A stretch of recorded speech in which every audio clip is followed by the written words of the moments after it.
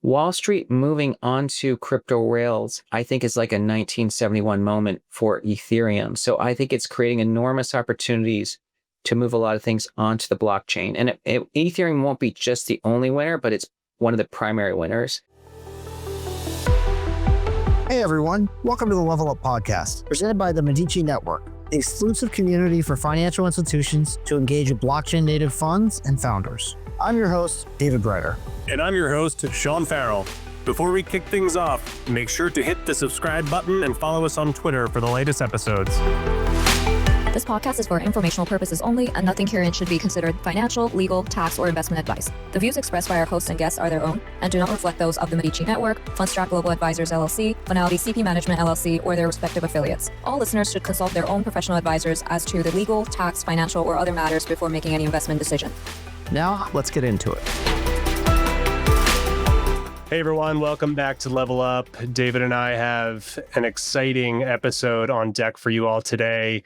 We're going to be speaking with my current boss, David's former boss, the head of research at Fundstrat Global Advisors, CIO at Fundstrat Capital, and most relevant to today's discussion, chairman of BitMine, the largest ETH digital asset treasury company. And just before we get into it, do want to offer a disclaimer.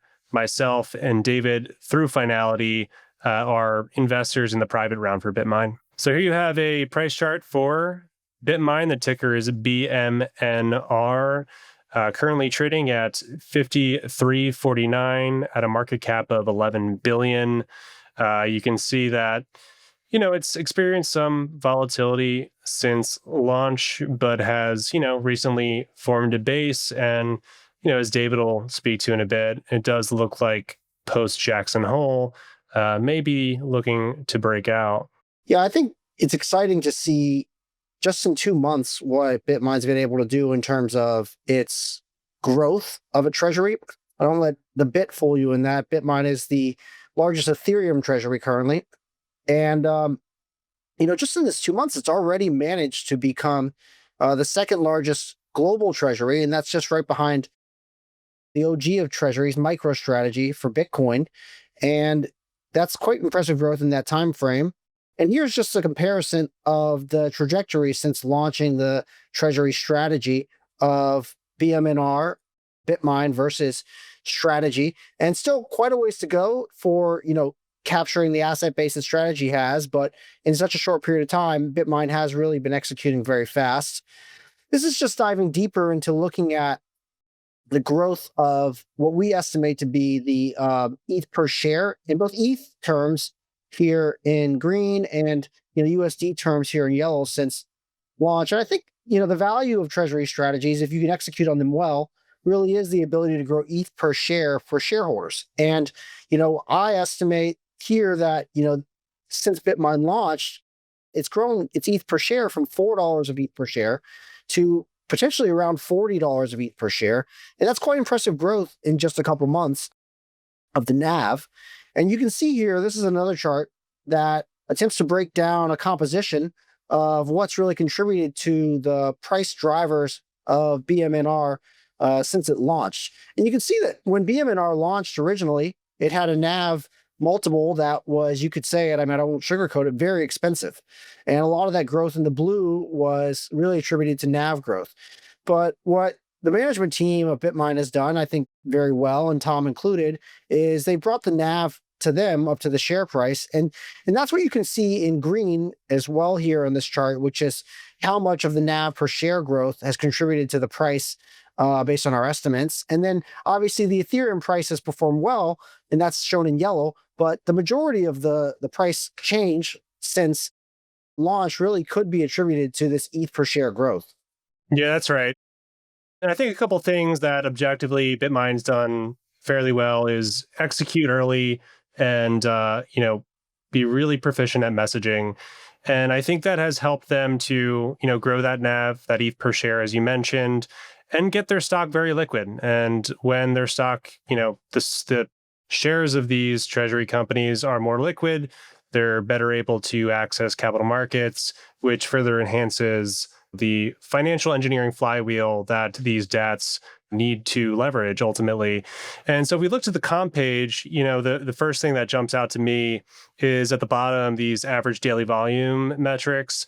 And Bitmine, these metrics are actually as of 8/20, so we're not capturing today's volume numbers, which were probably rather significant given the price action. But you could see that Bitmine, their average daily volume is over 2.3 billion per day, and that's double the second highest volume figure on here. And so, objectively, I think that is a bit of a differentiator for them. And, that increased liquidity and efficiency and access in capital markets, I think is, what comes through in the difference between some of the multiples here. You can see Bitmine currently trading at 1.5x NAV, which historically speaking, isn't all that inflated, but certainly higher than the other comps on this page.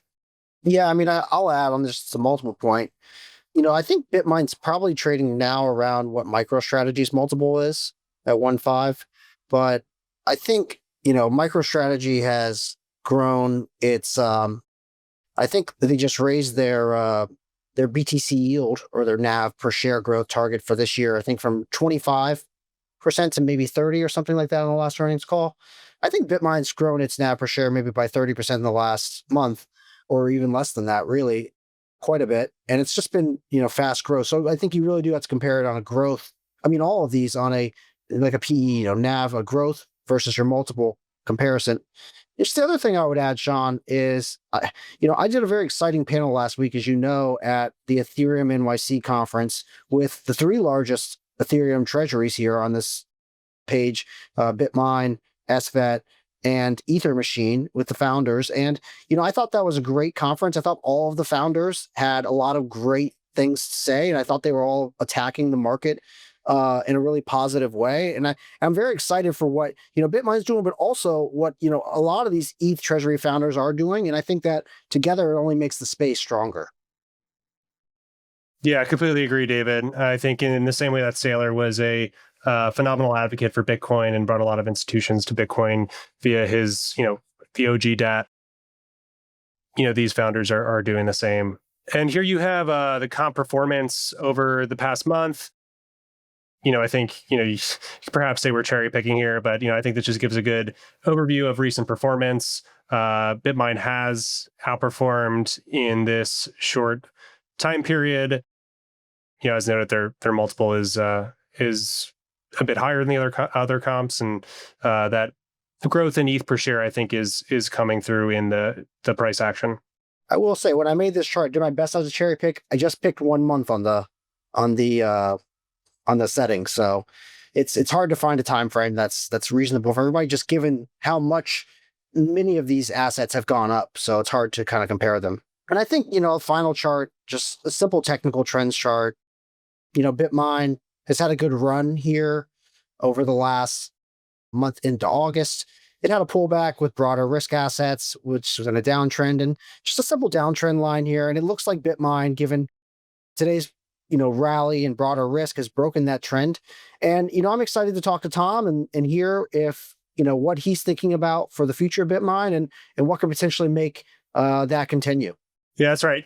Tom is obviously unbiased, but, he's a brilliant analyst and investor and someone I've learned a lot from. And obviously, I talk to him quite frequently, but, I'm excited to open up this conversation for everyone here today. So yeah, with that, how about we get into it?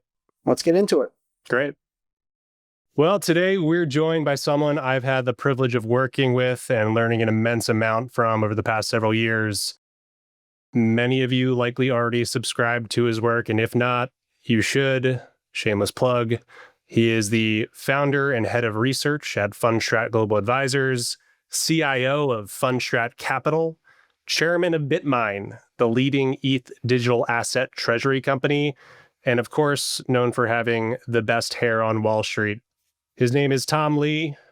Tom, welcome. David and I know your work and background pretty well, but for those joining us who might not, it would be great to kick things off by you sharing a bit of your story and maybe what led you to become one of the first voices on the street talking seriously about crypto. Yeah, thanks for the intro, Sean. I've basically post-graduating college, I went to Wharton. I've essentially had one job my entire career, which is researching markets. And I first started off at Kidder Peabody, following the technology sector, wireless actually, and that went from 1993 to '07. What I learned during those days was a few things. The wireless industry was in its infancy. There were only 37 million cell phones in the world at the time. Today, there's around 8 billion, so it's an industry that grew exponentially. But I was surprised at how skeptical clients were about wireless as a technology, because at the time, long distance and local telephones were really the big business of the telecom industry, and wireless was considered basically something that would become free because it's just a glorified cordless phone. So I knew as a young person that a portfolio manager in their 40s is not the person that really understands disruption in technology, because they're essentially an incumbent. And then, I became chief strategist for JP Morgan, did that until 2014 before starting Fundstrat. And at the time, Fundstrat was created to be what I would consider the first Wall Street firm to try to democratize institutional research. We wanted to make what we were doing for hedge funds and large managers available to the public. And then around 2017 or so, I started to see headlines that Bitcoin had crossed $1,000. And I remembered many conversations at JP Morgan about Bitcoin from our FX team. And at the time, it was under 100. And we had many conversations because there was this idea that this digital currency could become recognized as a form of money. But at JP Morgan, they took a very dim view of it, because they said it was really the purview of drug dealers and, smugglers. But I know that in my 20-year career, at the time, 20 years, that I've never seen anything go from under 100 to 1,000 and have a network value of 10 billion. That wasn't something I had to study. So we studied it, and I realized that while I didn't fully understand how to justify storing value on a blockchain with proof of work, that we could explain more than 90% of the rise of Bitcoin from 2010 to 2017 by just looking at two variables: number of wallets and activity per wallet. And because of that, we could model what Bitcoin could look like in the future. So that was my first, journey. And so we published our first white paper when Bitcoin was under 1,000. And we said that if someone viewed us as a substitute for gold and it got only a 5% share at the time, you would get to $25,000 value for Bitcoin. And so that was our projection by 2022. And by the time 2022 came around, of course, Bitcoin was around 25,000. So That's great, Tom. And, for the listeners who don't know, I had the privilege of also learning a lot from Tom as well. And I also had the privilege of doing a great panel with you at Ethereum New York recently. And, we didn't get to talk as much on stage. There's a lot of things to address, and I'm glad we can do this. Can we talk about, you're doing some interesting stuff. We're talking about Bitcoin. You're doing some interesting stuff with Ethereum. Can we talk about the macro opportunity for Ethereum?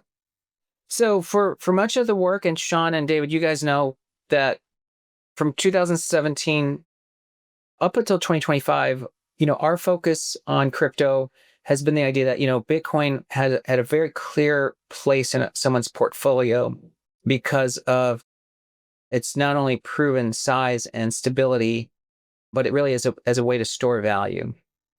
And then when we thought about how people should allocate crypto outside of that, there were many projects, whether it was Solana, Sui, or the many things that you guys write about. But beginning this year, we started to take another hard look at Ethereum. And the reason for that is that I think that the regulatory picture is moving in a way this year in the United States in a favorable way that is getting Wall Street to take crypto and blockchain pretty seriously. And of course, the killer app or the ChatGPT moment really was stablecoins and Circle's IPO. But following on that was the Genius Act and then the SEC's Project Crypto. And the reason I think this favors Ethereum is many, but foremost, when we look at the projects that are taking place for Wall Street to tokenize assets, whether it's dollars or other assets, the majority of this is taking place on Ethereum. But maybe more importantly, I think people have to take a step back and realize that what's happening on Wall Street in 2025 is it's maybe more akin to what happened in 1971. And in 1971 was the year the US dollar depegged from gold. So the US went off the gold standard. And while gold was a beneficiary of that, many people bought gold, it was actually the idea that Wall Street began to innovate because suddenly you had a fiat dollar that you now had to sort of move around and create rails for that was not backed by gold. So the real winner there was Wall Street. Well, in 2025, this kind of innovation, blockchain solves a lot of problems and speeds a lot of things. Wall Street moving onto crypto rails, I think, is like a 1971 moment for Ethereum. So I think it's creating enormous opportunities to move a lot of things onto the blockchain. And Ethereum won't be just the only winner, but it's one of the primary winners. And from an institutional adoption perspective, I've heard a lot of people talk about this. Bitcoin's already become very institutional. When I talk to investors and I do meetings, they understand how to sort of understand how to model or even think about future value for Bitcoin. And it is in a lot of people's portfolios. Ethereum is so under-owned that it's more like Bitcoin in 2017. I don't think Ethereum is actually viewed as an institutional asset today. So I think it's so early, and that's why I think there's a bigger opportunity. Now, I don't want to put words in your mouth, but you say, this is like bigger than going to gold standard. Obviously, the dollar has a larger, M2 has a larger market cap than gold. So maybe there's some parallels though. I won't push you on that. But how do you get to some of your price target? David, how big is the dollar? That's a good stat. I think it's maybe 22 of M2 or something like that trillion versus 16 or 13 for gold. So there is, the dollar, in the fiat terms, it is bigger than gold now. And I won't push you on that. But you have a price target for ETH, which I might just have you explain how you get to that. I think it's 60,000. Yeah, no, that's not near term. So I don't want to be held to like someone saying on December 31 it didn't achieve. That wasn't for next week, Tom, because I thought that was one of those next week targets you do. But yes, and actually, I'm citing work when we did that analysis for ETH. It was some research done by Mosaics and some other folks, and what they wanted to do was, again, approach it as if this is a 1971 moment. And so they wanted to think about the value of Ethereum as both a payment rails, okay, and then capturing a portion of payment volumes. And so I think both are kind of additive concepts. And so their idea is that if you look at the addressable market for what it takes place on the banking system and just assume that half of this ends up on the blockchain, then that's really worth $3.8 trillion of captured value on Ethereum.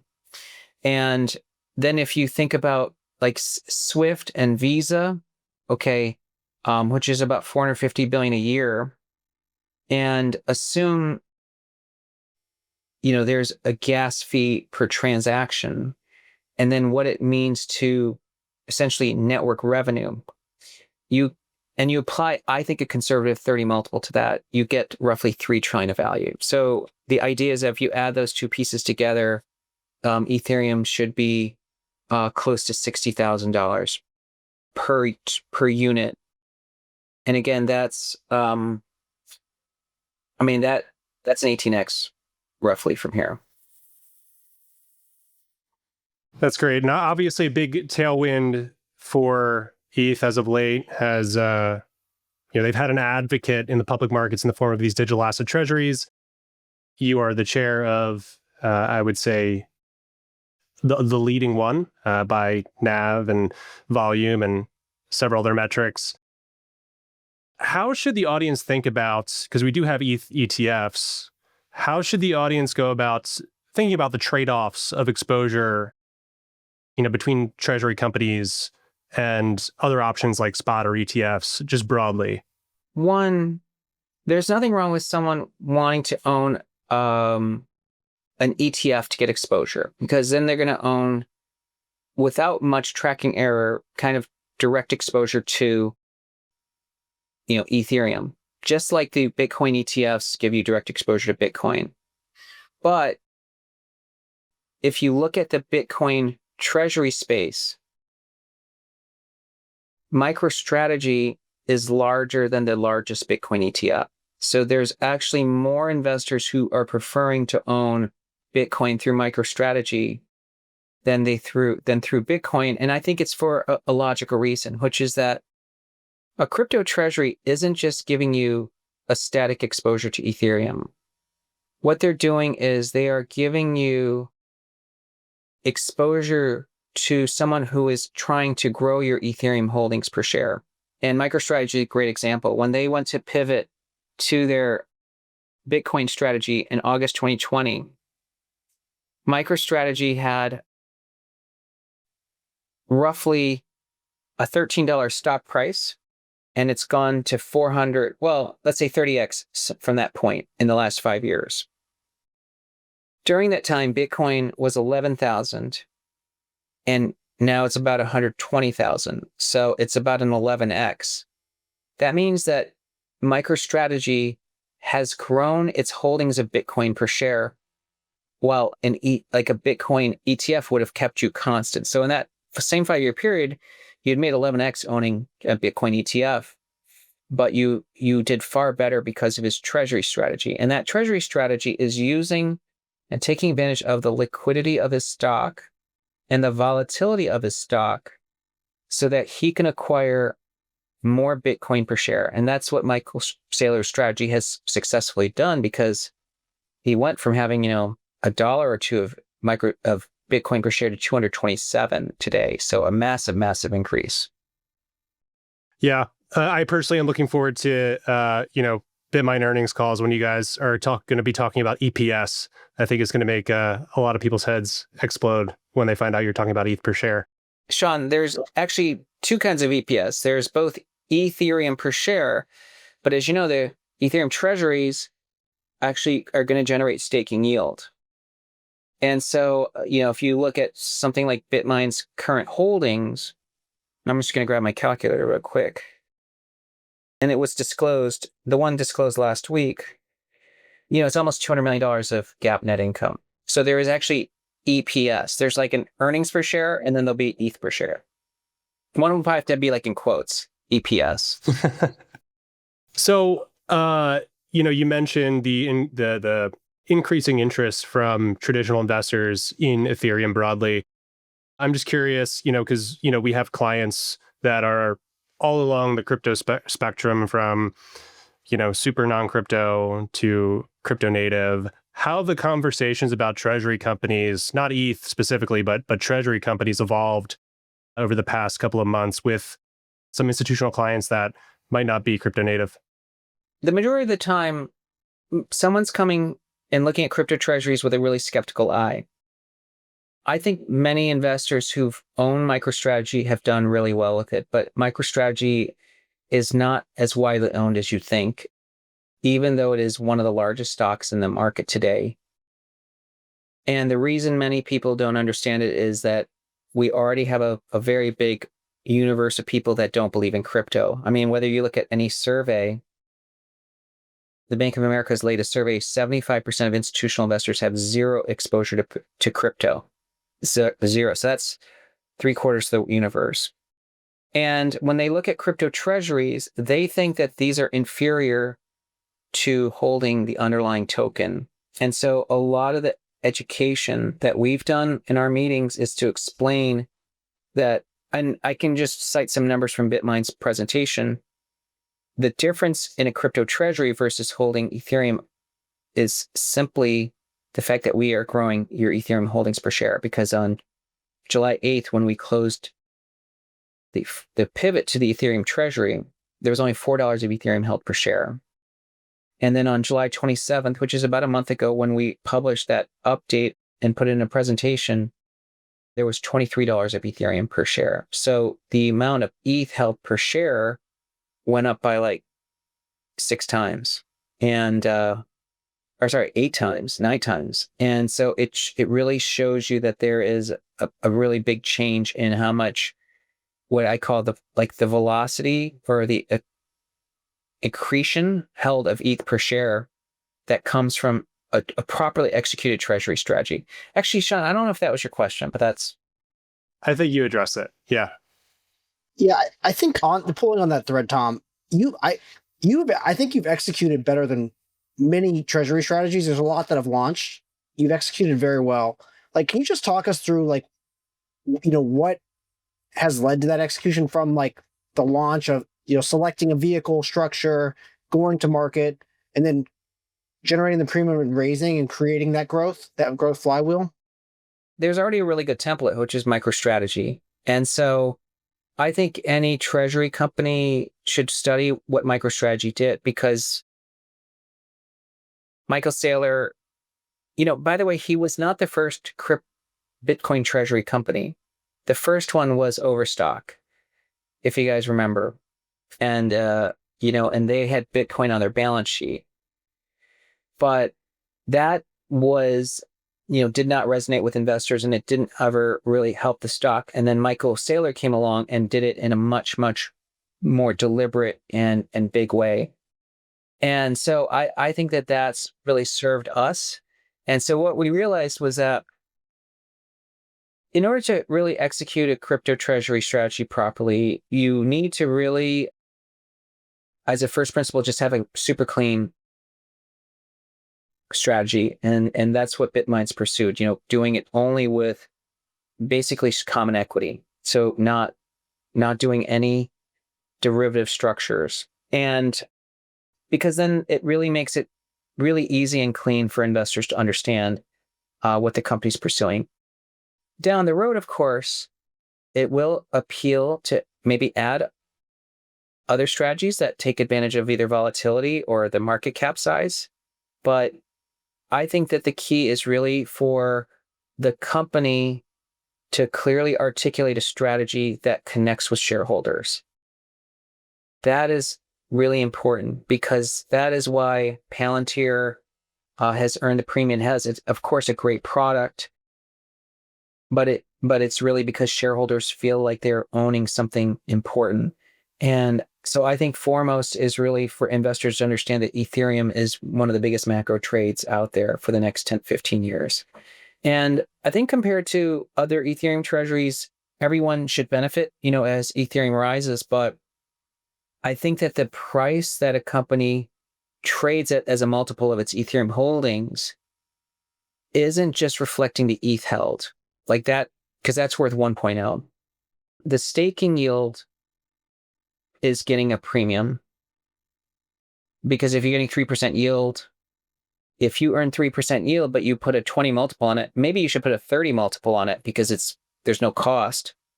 That should be 0.9. So I think an Ethereum treasury should trade at 1.9. And remember, Ethereum ETFs cannot fully stake because of liquidity requirements. So they will never get the proper multiple for their staking. And then everything beyond that should be a function of the liquidity of a company's stock and the velocity, because the liquidity is how much you trade, because that's your ability to tap capital markets. And if your stock is thinly traded, you can't really raise money or do any future transactions taking, converts and preferreds. And then the last, of course, is the velocity. How quickly are you able to add Ethereum per share? That is what people should start to apply a multiple for, and they're not today. I think people are being overly simplistic when they look at just price to NAV, which is, of course, a useful metric. It's like price to book. But imagine if someone said like, here's a company where the earnings are growing 100% a year, and here's one growing at 0, but we'll put the same price to book multiple on it. We can't, but that's what people do today when they force fit. And I think that's why like a Metaplanet should trade at a premium, because they're able to raise money. Yeah, if you bought all of the companies with the low price to book multiples over the past 15 years, you'd be underperforming that entire time. Pretty tremendously. Yeah. And I'm finding reflexively a lot of folks, when they look at crypto treasuries, they're trying to buy the ones that are like, oh, they're trading at NAV, it's a better deal. I mean, of course, they'll go up if ETH goes up, but really the ones that are, like as David said, the flywheel in motion, they should trade at a premium, because it's not just the value of the ETH that's the advantage of that company. Tom, talking back to that premium, I mean, Saylor has said he's moved to some caveats, 2.5 to 4, where he's going to be more aggressive with the ATM. You've been I think of all the treasuries I've seen, you've been more aggressive with really growing the NAV through the ATM, right, at different levels, even lower levels. But that's really let you have just this consistent and powerful NAV growth. How do you think about the right multiples to, like Saylor talks about it? Do you have, like, if he's at one end of the spectrum, like we don't really want to do it hard until 4, how do you think about it? I'd probably be curious Sean's take, because I know he's done a lot of comps on this, but I think that here's the weird math. In theory, there's a trade-off with every instrument, because, and this might be too technical for users, but like common equity is a great instrument because it gives everybody the same upside opportunity, and there's no conflict. Like if someone's buying the shares, even a future shareholder, they all are betting on this future success of the company. But when you sell a convertible instrument, okay, now someone is trying not to just care about your stock price, but they care about capturing volatility and even maybe hedging it away. And, as you know, options chains aren't as liquid as they look, because when you focus on a single contract, you could crush volatility. And, preferred stocks and debt are basically debt obligations. I mean, in theory, Ethereum treasury, anything that gets staking yield can like afford to pay it, but it's a debt. So now that a debt holder doesn't care about the shareholder success, they just want to get their interest payments. So when you change your capital structure, you're introducing conflicting initiatives and like different motivations. And actually, they can also hurt your company, because if you have too much convertible debt, you're suppressing volatility. And then therefore, that's like works against the flywheel, because volatility is the reason you might have a liquid stock. So if someone was to titrate that and say these are the different levels that it makes sense, I don't think you could actually solve that with a calculation. I think that, and for instance, another thing to keep in mind is in the next crypto winter, which is a guarantee, the first principle, cleanest balance sheet company is going to win. So, because then you don't have to go into a funding issue trying to fund your payments with selling equity, and you don't have some derivative structure that is essentially natural short, but then they have to, because of coverage ratios, they short you more as your stock falls. Like you create death spirals. So I think that's why like Bitmine has just stayed pretty clean. And if you're trading above NAV, it's really hard to justify doing an ATM if you're only at 10% premium, okay? Because the way the math works, if you're at 1.1, you sell equity, only that 10% premium goes to accrete your shares. You have to sell 100% of your float. You have to double your share count to really have a positive impact on your holdings of ETH per share. Think about how much dilution that is just to try to, but if you're trading at 4 NAV, you could double your ETH held per share by only selling 25%. So I guess when Saylor has his metrics, that's what he's thinking about. But I don't think of it that way. I think it's probably better to be more strategic and realize like that. I mean, one advantage again of like Saylor is he's $100 billion market cap. And so he has a lot of different products available. By the way, the next largest crypto treasury after that is Bitmine in the world. So. Yeah, Tom, I think you had a couple of days, or Bitmine had a couple of days of higher volume than strategy, which is something else. Yeah. It probably shows you that when the institutional world is starting to understand Ethereum, that there is a real shortage of corporate equity ways to get exposure to Ethereum. I mean, so you might almost look at Bitmine as a proxy for Ethereum flows. Yeah. And, anecdotally, I've found conversations with, TradFi folks to be quite encouraging on the tokenization front. I think people are digesting the stablecoin and tokenization megatrend a lot more easily than Bitcoin for some reason. But, with that, I think, we'd like to chat a bit more about the operating business. We've hinted at it, alluded to it a bit, the fact that, Bitmine is going to be able to produce cash via staking yield, perhaps some activities in DeFi. How do you think about, just forgetting, the NAV premiums and discounts of the treasury company? How do you think about the multiple that the market should apply to staking income on a standalone basis? Should they think about it like, they apply multiple, they would apply a multiple to like a bank and their net interest income? Yeah, how do you think about that? Yeah, I mean, that's a great question, Sean. And I know you and I have had many chats because like Ethereum, I think staking is an actual active operating role, right? Because you're providing and validating transactions. And so like that's actually an earned, you're earning it from doing something. And it's over time, I think that there is going to be people staking not to generate to do security, but really to have this, to play the power law. Because, the power law is the more ETH you hold, in theory, the power law is the more you stake of something, the greater your influence. And so as tokenization, as you're talking about, comes into play, the power law is going to come into play too. Because, hey, if we're talking about 4 trillion of stable coins, how important will it be for the U.S. interest, the collective banking industry, that ETH is staked by U.S. entities, right? So if you think about that, staking is going to be an incredibly important business over time. So its multiple might go up a lot. But on top of that, staking is really reflective of the nature of Ethereum because it's a collaboration, basically, right? People are agreeing to work with each other and become trusted.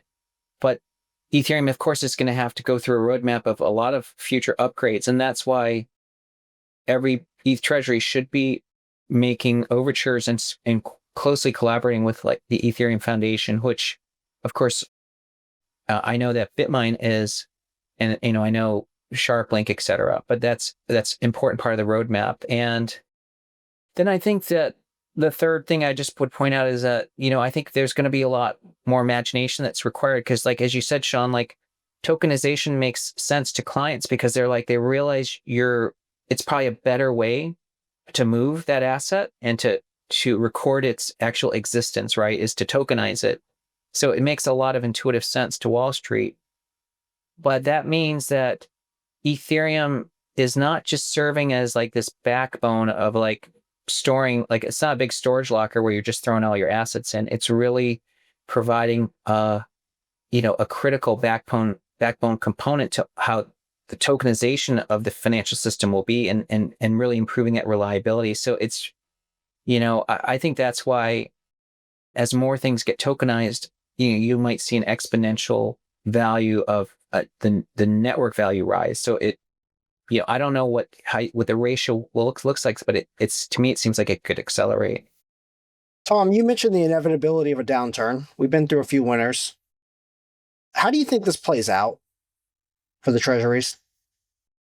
It's hard to say, David, but I think it maybe the best analogy is like it's going to look like the oil field services industry, right? Because that's why crypto treasuries, the easiest analog, if you said you don't understand, people don't understand it, is look at oil. You could always buy oil, and you can buy oil contracts. You could actually take physical delivery of oil, but many people bought oil stocks. And like whether it's Exxon or Chevron or the E&Ps, they always traded at a premium to their proven reserves because the companies were actively managing how to acquire more oil. So you didn't always just value them at their proven oil because you knew they were going to use their equity to acquire more.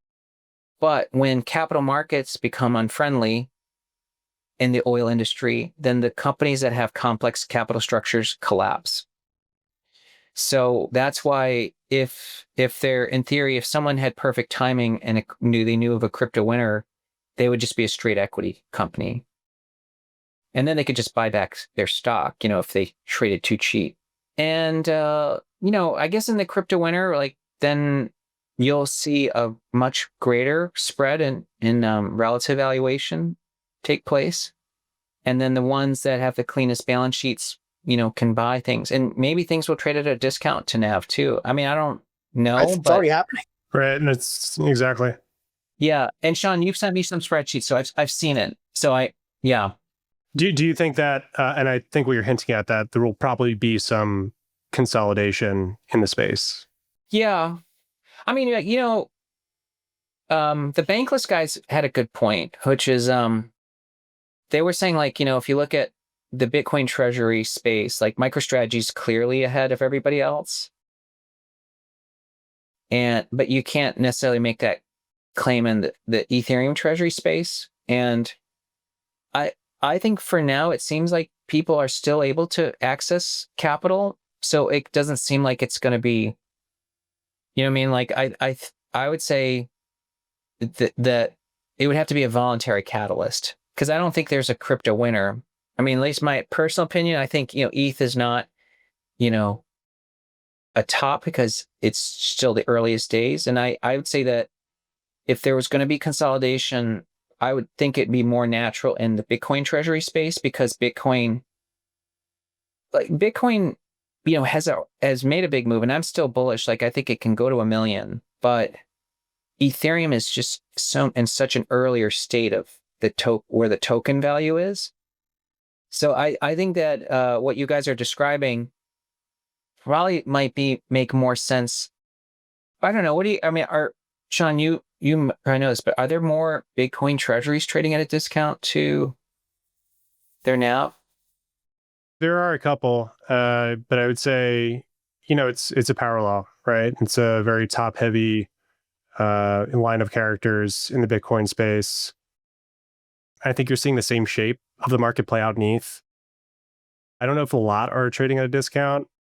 The ones with, sizable opcos that may have some drag on earnings, those are certainly trading at a discount.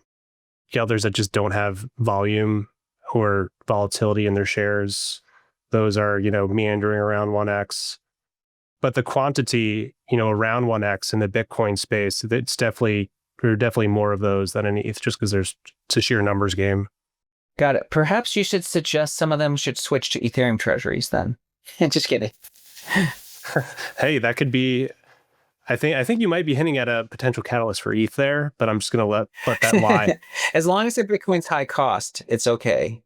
If they've been stacking Bitcoin at low prices, it wouldn't make any sense, right? Tom, you mentioned, so you want to have a pristine balance sheet, your strategy during the winter. If you traded at a discount, you would buy back shares. Would you issue debt to do that? Or would you raise a cash reserve buffer in addition to your ETH buffer to do that? Yeah. David, that's a great question, but we should be treated in a theoretical sense. Because one, I don't think a crypto winter is imminent. Just to be clear, I think we're still quite bullish in equity, so I'm not expecting a crypto winter. But if in the future date there is a crypto winter, which there will be, there's going to be several sources of cash flow for Bitmine. One is going to be from their operating business, actual legacy operating business. which and then number 2 is from the staking rewards, because the staking yield can be transformed into fiat if necessary, and you could execute a buyback of 3% in theory, which is a huge buyback, right? I mean, that. And then third would be, would it make sense to use capital markets to execute a buyback? I mean, I suppose that's when a company with the cleanest balance sheet is going to be able to do anything, because, we know that, like, if someone was to try to borrow on their ETH holdings, there would be a known rate to pay. So, I mean, and there's many ways, but, I guess just as a practical matter, I think everyone will have to address that differently. But if someone has a really complicated balance sheet, it's going to be virtually impossible for them to do anything to protect themselves from trading below NAV. Would you be an acquirer? I know you think ETH is much earlier, but let's say you were trading above, and like what levels, because that would be accretive on an ETH per share basis, but like at what discounts would it make sense, like in a theoretical basis? I think everyone has to run their own algorithm for that, because if a company is not trading at a NAV premium at a time when there's still a lot of upside for ETH, then they're just simply beta to ETH, But that just means, like, the ones that have a price premium to ETH, then they have to make an alpha choice, right? Because they can buy beta to ETH by buying more ETH. So, you know what I mean? Like, so then is there an alpha? Is there alpha in not just buying more beta, right? Sorry, I'm using complicated terms, but basically I'm saying if you're like a fund, we understand, right? Yeah. One is just simply buying more ETH, and one's going to try, you have to have an alpha strategy behind that. Yeah, and yet there's probably also varying reasons why that company, like we just discussed, might be trading at a discount to NAV, right? That multiple might be more into, perhaps their balance sheet isn't as liquid, maybe they have debt, an opco, a sizable opco, who knows? So I think that makes sense. But here's a question that's not necessarily directly related to Bitmine, but I think is relevant. Do you think that strategy is going to be added to the S&P 500 in September? The S&P committee works in secret, and but they've done a very good job of being the custodian of that index. Do you know that if you look at every 10-year interval, more than 20% of the return of the index comes from companies that were not in the index at the start of the decade? Okay. So in other words, the S&P committee is actually making active stock selection, what they add to the index. So it's not just simple criteria. And in fact, they've been doing a really good job, because if you look at the Wilshire 5000, S&P's left it in the dust. So the S&P has massively outperformed an index that reflects just the average stock. And it's also outperformed the Russell 1000, which is just a size weighted index. So like they don't just pick the biggest companies. So I think that, if you look at it, it's probably going to be a thematic judgment included what the S&P does. Like, what do they think is more important? My guess is like they'll have things like AI. Crypto, of course, is important. But AI, I'm sure, is important, and they probably want to have less commodity sensitive things. And so they'll want to decide what they're going to eliminate and what they add. I don't know if Coinbase is in the S&P 500, but I'm sure that they are. They are. And it's I think it was maybe Cosmo from Pantera that brought this up.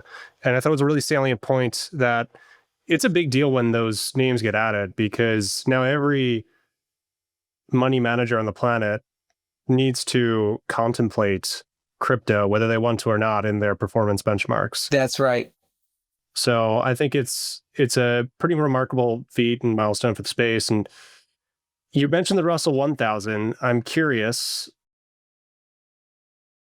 and I don't know if you could speak to this, but are there any indices? Bitmine has grown very fast. Are there any indices that Bitmine might be close to being eligible for? Well, it's not going to be eligible for the S&P indices until the business begins staking, because you need to be net income profitable. But that'll happen the day Bitmine turns on native staking. The Russell indices are quantitatively derived. They are simply based on a minimum trading volume and then a free float calculation. And if you look at the Russell 1000, which is the most widely tracked index, it's more widely tracked than the S&P. There's more companies benchmarked more funds benchmarked to the Russell 1000 than the 500. The minimum size requirement, I think, is 5 billion. The 1000th largest company is 5 billion. Free float market cap. So that reconstitution would happen on June 2026. It's an annual, right now it's an annual rebalance for the Russell 1000. So it wouldn't happen but then beginning in 2026, they're going to do it every 6 months. But right now it's only done in June. So by that criteria, Bitmine is well above that. Well, that's something to earmark on our calendars. Yeah, I mean, with that, I think we covered most of the topics we wanted to discuss today. This was a great chat. I just hand the mic over to you to share anything you think we missed or any key takeaways you want the listeners to have about Bitmine or crypto or markets in general. Yeah, I mean, I guess I just would conclude to say that, I think we are kind of witnessing a historical moment in the financial industry, because blockchain solves so many problems, and it really does democratize so much of what has been a system of gatekeepers having a lot of control. And in fact, even as we wrestle with concepts like of universal basic income, a lot of that gets solved with crypto. So I think that we should be optimistic in the near term, because, Bitcoin and Ethereum could go up a lot, but really it's a very societal positive impact that's coming with things moving onto the blockchain. All right, with that, Tom, I want to thank you again for coming on. This was a pleasure. Hope we can do it again soon. Yeah. Thanks, Tom. Of course. That's a wrap for this episode of Level Up, where liquid token protocols meet the sharpest minds in institutional investing. If you found value in today's conversation, don't forget to subscribe and share it with your network. For more deep dives into blockchain's most compelling projects, reach out to us or follow the Medici network for more insights. Until next time, keep leveling up.